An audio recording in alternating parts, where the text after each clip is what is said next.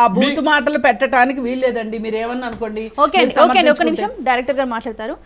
నరసింహానంది గారు, మీరు చెప్పండి, ఈ సినిమాలో ఉన్న అసభ్య డైలాగ్స్ అనేవి చిత్ర కథాంశానికి అవసరమా?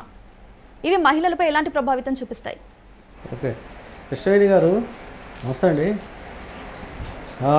మేడం, ఇది యాక్చువల్గా ఏంటంటే ఒక తెలంగాణ గ్రామీణ వాతావరణంలో జరిగే ఒక కథ అనమాట.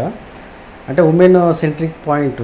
యాక్చువల్గా ఏంటంటే ఇది రియలిస్టిక్ ఫిలిం. అంటే మనకు ఒరిజినల్గా సొసైటీలో కొంతమంది వ్యక్తులు మనం చూస్తుంటాం. అంటే సొసైటీకి అవతల ఉండే ఒక రౌడీయిజం కానీ, తర్వాత ఒక క్రైమ్ బ్యాక్గ్రౌండ్ ఉన్న కొంతమంది వ్యక్తులు కానీ, అలాంటి వ్యక్తులు మాట్లాడే ఒక భాష అన్నమాట.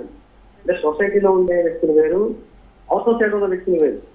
ఒక క్రైమ్ బ్యాక్గ్రౌండ్ ఉండే కొంతమంది వ్యక్తులు కానీ, తర్వాత వడ్డీ వ్యాపారం చేసేవాళ్ళు కానీ, లేకపోతే అలా అంటే ఆ బ్యాక్గ్రౌండ్ కొంతమంది వ్యక్తులు వాళ్ళు ఎలా మాట్లాడతారంటే మనం మాట్లాడలేదు. మన భాష, మన భాష ఎలాగైతే ఉందో వాళ్ళ లాంగ్వేజ్ పొద్దున్న వేసినప్పటి నుంచి కూడా మార్నింగ్ నుంచి ఈవినింగ్ వరకు వాళ్ళు మాట్లాడే భాష అలాగే ఉంటుంది. సో అలాగని చెప్పేసి తెలంగాణ భాషను తక్కువ చూపించట్లేదు. కాకపోతే ఏంటంటే తెలంగాణ బ్యాక్డ్రాప్ లో ఇచ్చిన ఒక కథ అన్నమాట, నేపథ్యం అదనమాట. సో ఆ నేపథ్యంలో ఒక వ్యక్తికి అంటే ఇప్పుడు మీరున్నారండి, మీకు ఒక వ్యక్తి మీద కోపం వచ్చినప్పుడు, ఒక సాధారణ కోపం వచ్చినప్పుడు ఎలా ఉంటుంది, పీక్ స్టేజ్లో అవతల మీద కోపం వస్తే ఎలా ఉంటుంది అంటే మామూలుగా సమానం చెప్పారు కదా ఎవరైనా కూడా. సో ఆ క్యారెక్టర్స్ బిహేవ్ చేయడం కానీ, ఆ మాట్లాడడం కానీ, వాళ్ళ యాటిట్యూడ్ కానీ అలా ఉంటుంది. కాబట్టి ఆ భాషలాగా మేము పెట్టాల్సి వచ్చింది అనమాట. అంటే కావాలనే ఫోర్స్గా పెట్టలేదు. ఆ భాష ఏదైతే ఉందో ఎక్కడ అంటే వాంటెడ్లీ పెట్టలేదు. కాకపోతే గ్రామీణ వాతావరణంలో కొంతమంది మాట్లాడే భాష ఏదైతే ఉందో ఆ భాషను మేము అందులో పెట్టడం జరిగింది. ఇది యాక్చువల్గా ఏంటంటే సోషల్ నెట్వర్క్లో వదిలిన ఒక టీజర్ అన్నమాట. ఇది అంటే సోషల్ నెట్వర్క్లో ఏంటంటే భావ ప్రకటన స్వేచ్ఛ అనేది ఒకటి ఉంటుంది అన్నమాట. సో ఈ టీజర్ అనేది ఓన్లీ మేము సోషల్ నెట్వర్క్లో టీజర్ వదిలాము.